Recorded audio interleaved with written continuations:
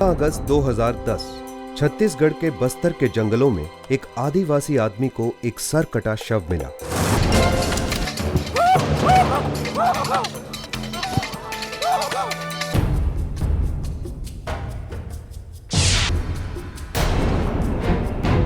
पर पता चला कि यह शव इवान का था।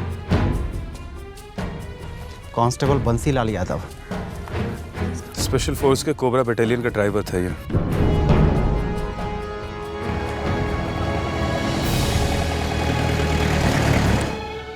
यस, बंसीलाल यादव हमारी कोबरा बटालियन का ड्राइवर था।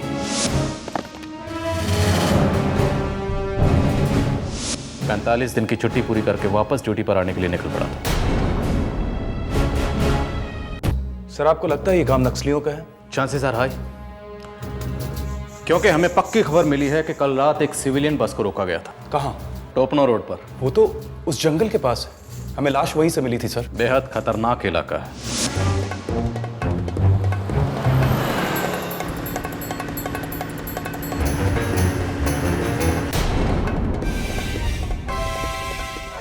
चलो साहब,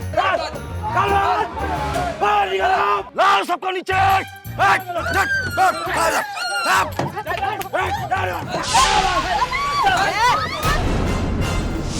सारे यात्रियों को नीचे उतारकर उनकी तलाशी ली गई। शायद कांस्टेबल यादव का आइडेंटिटी कार्ड मिल गया होगा उन्हें।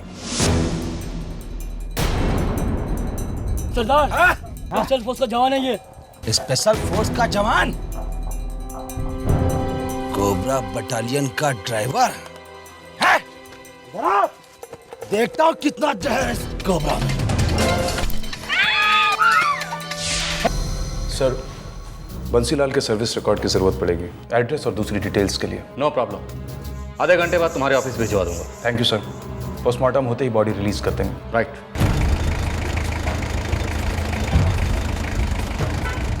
कांस्टेबल बंसीलाल उत्तर प्रदेश के गाजीपुर जिले के ईशोपुर गांव में रहता था, बस्तर से सैकड़ों मील दूर। उसके घरवालों को अब तक कोई खबर नहीं थी कि बंसीलाल यादव के साथ क्या हुआ था। प्रमीला जी हैं? हाँ, अंदर है।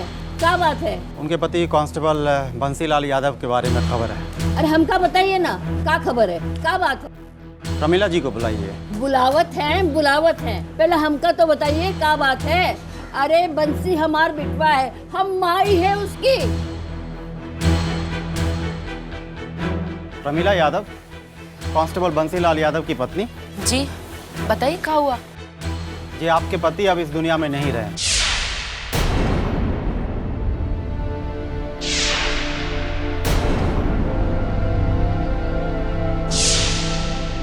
ही क्या कह रहे हैं आप? ऐसा नहीं हो सकता है। 2 दिन पहले नक्सली हमला में उनकी जान चली गई। हमार बिटवा, हाय बंसी।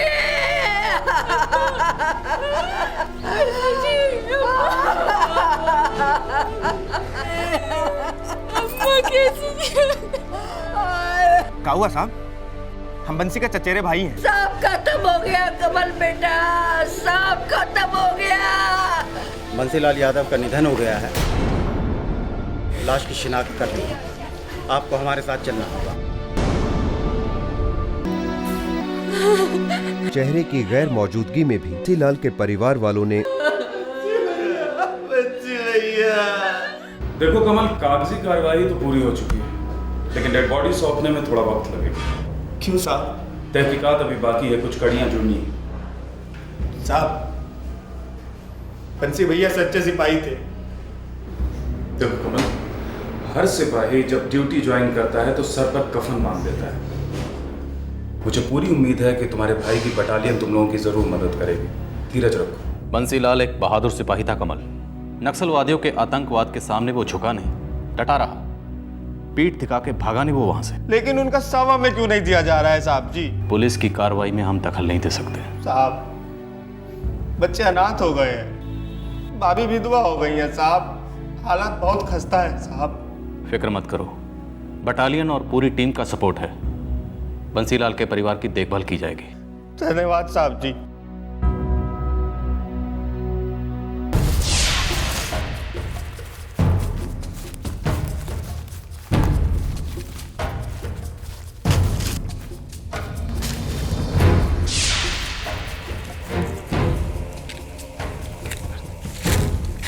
सर काफ़ी ढूंढा, कोई पोस्टर, पत्रिका, पर्चा कुछ भी नहीं मिला। अजीब बात है, नक्सली ज़्यादातर हत्या करने के बाद अपने हस्ताक्षर छोड़ जाते हैं। कोई विचारधारा की पर्ची या फिर धमकी। सर मैंने लगभग सभी बस कंपनियों से पूछताछ की, लेकिन ये पता लगाना बहुत मुश्किल होगा कि यादव किस बस में था। एक बात और अटपटी है, नक्सली कभी भी अपना जुर्म छुपाते नहीं। सर काटते हैं तो छोड़ के जाते हैं, लेकिन हमें अभी तक सर नहीं मिला। ऐसा भी तो हो सकता है कि ये नक्सलियों का कोई नया गिरोह हो। हो सकता है, लेकिन ये भी हो सकता है कि हत्या नक्सलियों ने ना की हो, किसी और ने की हो। हेलो, हाँ डॉक्टर साहब, हाँ, मैं पहुंच रहा हूँ। इंस्पेक्टर कुमार, आइए। कुछ पता चला डॉक्टर? ऑफ कोर्स, इसीलिए तो आपको बुलवाया है। देखिए, ये कांस्टेबल बंसीलाल यादव का सर्विस रिकॉर्ड है और इसके मुताबिक बंसीलाल के बदन पर 2 निशानियां हैं। एक सीने पर पैदाइशी निशान और दूसरा माथे पर बचपन की चोट का निशान। लेकिन सर तो अभी मिला नहीं है। पर धर तो हमारे सामने है। देखिए,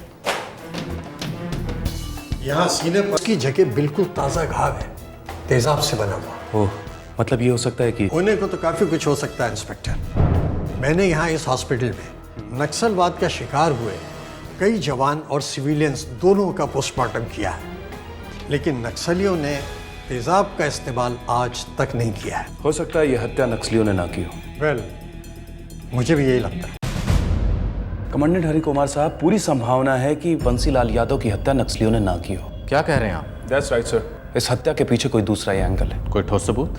नक्सलियों के पंजों के निशान नहीं, कोई पर्ची या चिट्ठी नहीं। सर कटा है लेकिन मिल नहीं रहा है। आप जानते हैं नक्सलियों का स्टाइल नहीं है। और क्या ऑफिसर? बंसीलाल यादव के सीने पे एक पैदाइशी निशान था। किसी ने तेजाब डालकर उस निशान को मिटाने की कोशिश की थी। ये एक आपसी रंजिश का मामला लग रहा है सर। इंटरनल इंक्वायरी बिठा के ही पता चलेगा कि असली माजरा क्या है। बढ़िया होगा सर, तब तक हम अपनी कोशिशें जारी रखें।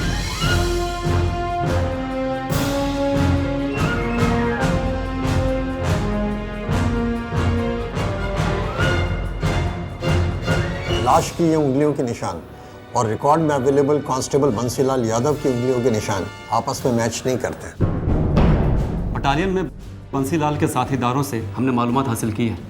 वो धड़ बंसीलाल के धड़ से कम 10 सेंटीमीटर बड़ा है। वेल ऑफिसर्स, जो धड़ हमें मिला है वो कांस्टेबल बंसीलाल यादव का नहीं है। फिर वो धड़ किसका है और कांस्टेबल बंसीलाल यादव कहाँ है? जो रकम बंसीलाल की फैमिली को जाने वाली है रोक दो से, और मेडल के लिए जो रिकमेंडेशन भेजी है उसे वापस बुला लो। जब तक पुलिस इन्वेस्टिगेशन पूरी नहीं हो जाती, जिस कमांड से एक फाइल नहीं लेगी। Am I clear? Yes sir. अब की बार इन्वेस्टिगेशन बंसीलाल के घर के दरवाजे पर पहुंच गई। गांव ईशोपुर, जिला गाजीपुर, उत्तर प्रदेश। 45 दिन की छुट्टियों में बंसीलाल की दिनचर्या की हर बारीकी का पता लगाया गया। पुलिस टीम को पता चला कि सरकारी मुआवजे के अलावा बंसीलाल के परिवार वालों ने कई इंश्योरेंस क्लेम्स किए थे। कांस्टेबल यादव की काफी इंश्योरेंस पॉलिसीज थी और सभी में पहली हकदार उसकी पत्नी प्रमिला थी। अगस्त के पहले हफ्ते में आपके पति ने एक 25 लाख रुपए की लाइफ इंश्योरेंस पॉलिसी करवाई थी और उसके ठीक 2 हफ्ते बाद वो अपनी यूनिट के लिए रवाना हुए थे। हमको ये कागज पत्तर कुछ समझ में नहीं आता है। हमें कुछ भी पता नहीं है साहब। लेकिन इतना तो मालूम होगा कि ड्यूटी पर जाने के ठीक 2 दिन पहले आपके पति ने 3,60,000 रुपए बैंक से निकाले थे। साहब, हम सच कह रहे हैं, हमें कुछ भी नहीं पता है। वो हमसे कभी कुछ नहीं बताया करते थे। किसी को तो बताते होंगे। उनका एक चचेरा भाई है, कमल, उससे उनकी काफी दोस्ती थी साहब। कि वही है जिसने बॉडी की शिनाख्त की थी? हाँ साहब। बंसीलाल के चचेरे भाई कमल यादव को पुलिस ने पूछताछ के लिए हिरासत में लिया। साहब, आप लोगों को कोई गलतफहमी हुई है। बॉडी बंसी भैया की ही है। नहीं है कमल, और गलतफहमी तुम्हें भी नहीं हुई है। तुम शायद किसी साजिश में शामिल हो। अब भी वक्त है, कुछ छुपा रहे हो तो उगल दो। कसम खाता हूँ साहब, बंसी भैया ने सिर्फ एक बार बिठाकर मुझे इंश्योरेंस के पॉलिसीज दिखाई थी। बोले नक्सल इलाके में जा रहा हूँ, कल का क्या भरोसा, मुझे कुछ हो जाए तो मेरे बीवी बच्चों को पैसा दिलवा देना। बस साहब इतनी बात हुई थी। बस इतनी बात हुई थी। कब हुई थी? कब हुई थी? तो साहब बंसी भैया को हम गाजीपुर रेलवे स्टेशन छोड़ने गए थे। कमल सर, ख्याल रखना। मेरी चिंता काहे करते हो भैया? अबे तुम्हारी बात नहीं कर रहा हूँ, मैं प्रमिला की और बच्चों की बात कर रहा हूँ। हाँ, उनकी चिंता मत करिए आप। चिंता की बात है कमल, मेरी पोस्टिंग नक्सलियों के सबसे खतरनाक इलाके में हुई है। पता नहीं जिंदा बचूं भी या नहीं। शुभ शुभ बोलिए भैया, कुछ नहीं होगा आपको। मरना कौन चाहता है कमल, मगर बस्तर के उस नक्सली इलाके में बादल पानी नहीं गोलियां बरसाते हैं। ट्रेन कौन सी थी? सारनाथ एक्सप्रेस। सारनाथ एक्सप्रेस। कमल यादव, आखिरी बार पूछ रहा हूं, जो कुछ बता रहे हो बिल्कुल सच है? कुछ छिपा नहीं रहे हो? मैया कसम साहब, कुछ नहीं छुपा रहे हम। अच्छी बात है, नहीं तो मैया को छोड़ो नानी भी याद नहीं रहेगी। Pandey, Sharma, Ghazipur railway police station का रिकॉर्ड निकालो। जी साहब। मुझे पता करना है कि बंसी उस ट्रेन में सवार था भी या नहीं। गाजीपुर रेलवे स्टेशन से पुलिस ने सारनाथ एक्सप्रेस का उस दिन का रिजर्वेशन चार्ट निकलवाया जिस दिन बंसीलाल ने उससे सफर किया था।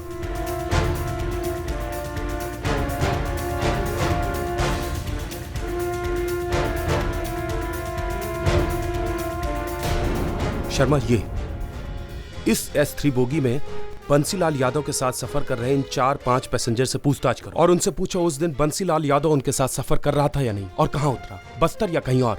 शर्मा जल्दी करो, वक्त नहीं हमारे पास। पुलिस फोर्स ने बंसीलाल यादव के ट्रेन हमसफरों के कांटेक्ट और पते ढूंढ निकाले। सभी का एक ही कहना था, हाँ, सुरक्षा बल का कांस्टेबल बंसीलाल यादव उनके साथ सारनाथ एक्सप्रेस से सफर कर रहा था।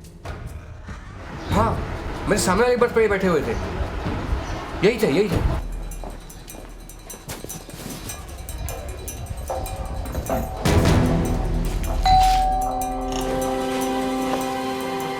जी, सुमेश यादव यहीं रहते हैं? जी साहब, यहीं रहता था। रहता था मतलब? सब 13 अगस्त से मेरा चचेरा भाई सोमेश लापता है। मैंने पुलिस में रिपोर्ट भी लिखाई, लेकिन बात कुछ आगे बढ़ी ही नहीं। कैसे गायब हो गया सोमेश? साहब 13 अगस्त को मेरा सोमेश बस्तर के लिए रवाना हुआ था। क्यों? सोमेश बहुत दिनों से नौकरी की तलाश कर रहा था, तो पिछले दिनों उसे एक आदमी मिला, वो स्पेशल फोर्स में हवलदार था। उसने सोमेश से वादा किया कि वो सोमेश को भी स्पेशल फोर्स में नौकरी दिलवा देगा। कहाँ मिला था ये आदमी? नाम क्या है उसका? बनारस में मिला था साहब। उसका नाम था हवलदार श्याम यादव। सोमेश ने उसका मोबाइल नंबर भी दिया था, लेकिन जब से सोमेश बस्तर के लिए रवाना हुआ है उसका मोबाइल नंबर लग ही नहीं रहा है। ज़रा उसका नंबर दीजिए मुझे। और यादव जी, आपको ज़रा हमारे साथ चलना होगा। जी साहब।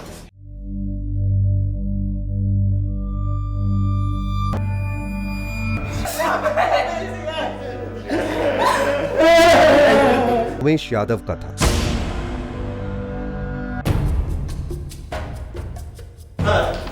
श्याम यादव का फोन तो स्विच ऑफ आ रहा है, लेकिन ये रहे उसके फोन के रिकॉर्ड्स। इस केस में श्याम यादव नाम का कोई आदमी है ही नहीं। ये नंबर किसी और का नहीं, बल्कि कांस्टेबल बंसीलाल यादव का है। पक्का? पक्का सर। ये देखिए सर, 35 फोन किए गए हैं श्याम यादव के फोन से इस नंबर पे। सर ये नंबर कमल यादव का है, कांस्टेबल बंसीलाल यादव का चचेरा भाई। अब केवल 2 मिनट है तेरे पास। जो कुछ बोलना है बोल दे, नहीं तो आधा जंगल में मिलेगा, आधा मिलेगा ही नहीं। बोल।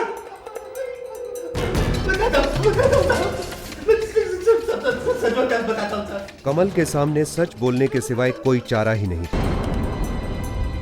देख कमल, मैंने 25 लाख रुपए की जीवन बीमा पहले करवाई थी और 25 लाख रुपए की पॉलिसी मैंने अभी ली परसों। बाप रे भैया, इतनी महंगी पॉलिसी, किस्त कैसे अदा करेंगे? अबे मरने के बाद काहे का किस्त? मेरे जाने के बाद सारे पैसे प्रमिला को मिलेंगे। क्या नाप शनाप बक रहे हैं भैया? मरे आपके दुश्मन? नहीं, मरेगा मेरा एक दोस्त। क्या मतलब? इलाहाबाद का एक लौंडा है, सुमेश यादव नाम है उसका। पटा लिया है मैंने उसको। जान वो देगा, मरूंगा मैं। हमारी समझ में कुछ नहीं आ रहा भैया। अरे दिमाग पे जोर डालने की जरूरत नहीं है, तुझे सिर्फ इतना करना है कि प्रमिला के साथ में आके मेरी लाश को पहचानना है और ये कहना है कि ये लाश बंसी भैया की है। नहीं भैया, ये हमसे नहीं होगा ये। अब होगा।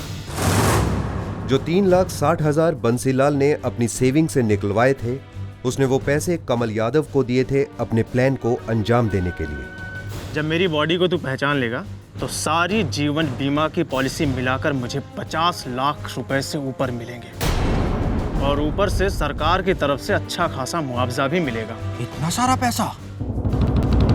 तुझे भी इसमें से कुछ ना कुछ जरूर मिलेगा। हाँ, और फिर दोनों मिल के ऐश करेंगे।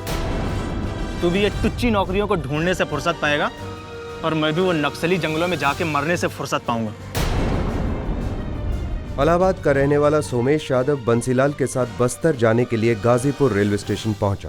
है ना? सॉरी भैया, लेट हो गया थोड़ा। देखो भैया, स्पेशल फोर्स में भर्ती होने जा रहे हो। अगर वहां लेट हो जाओगे तो सर पे राइफल रख के और चक्कर कटवाएंगे ग्राउंड का। हाँ, मेरी नौकरी तो पक्की है ना भैया? 200% पक्की है। बहुत ऊंचे तक पहचान है मेरी। हाँ, थैंक यू भैया। मुझे तो लगा मेरी गाड़ी छूट ही जाएगी और ये मौका मुझे दोबारा फिर कभी नहीं मिलेगा। गाड़ी तेरे लिए मैं रोक कर रखता। ये नौकरी सिर्फ तेरी है, सिर्फ तेरी।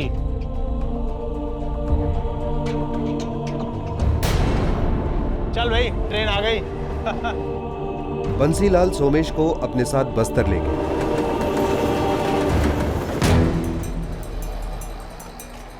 हाँ चल भाई, आसम गांव। अरे नहीं भैया, वो बहुत खतरनाक इलाका है, नक्सली गांव है। अबे साले, चल चुपचाप। हम दोनों स्पेशल फोर्स के जवान हैं। ये 100 नक्सली पर भारी पड़ते हैं। हम मुंह देंगे ये नक्सली। हाँ, अभी चल।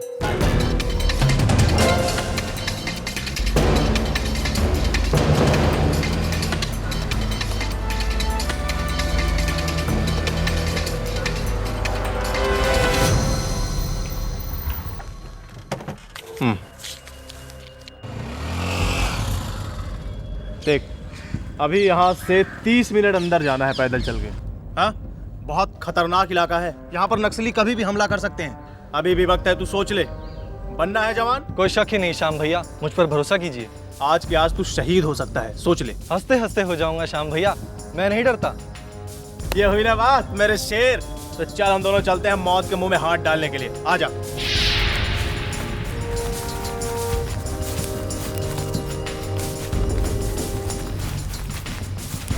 एक मिनट, तू यहाँ पे रुक, मैं जरा। हाँ जरूर भैया, हो आइए।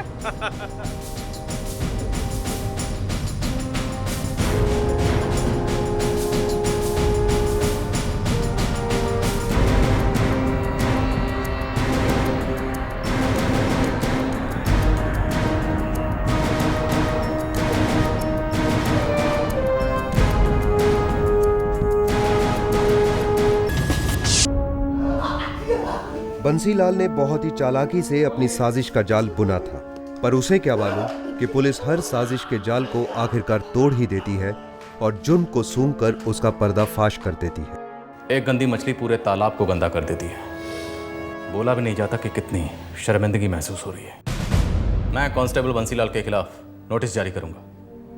भगौड़ा करार दिया जाएगा उसे।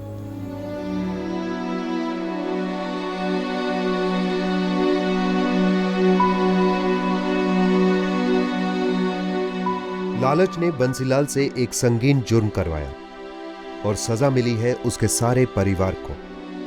उन्हें अब किसी भी तरह की मदद का एक पैसा नहीं मिल रहा है। बंसीलाल की पत्नी ने अपने दोनों छोटे बच्चों के साथ अपने मायके में शरण ली। बंसीलाल की बूढ़ी मां घर में अकेली सुन्न होकर चुपचाप बैठी है। कुछ महीनों पहले तक सारे गांव को गर्व था कि गांव का एक बेटा देश की रक्षा कर रहा है। सारा गांव बंसीलाल के परिवार की काफी मदद करता था। अब बंसीलाल के घर की तरफ कोई देखता तक नहीं। कमल यादव पर साजिश में भागीदार होने के चार्ज पर मुकदमा चल रहा है।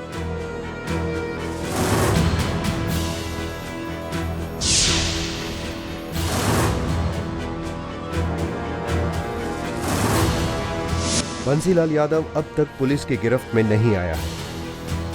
उसे सुरक्षा फोर्स ने भगोड़ा करार दिया है और अपनी यूनिट से डिसमिस कर दिया है। सोमेश के सर कटे शव का अंतिम संस्कार कर दिया गया है। बेचारा सोमेश यादव देश की सेवा करने निकला था,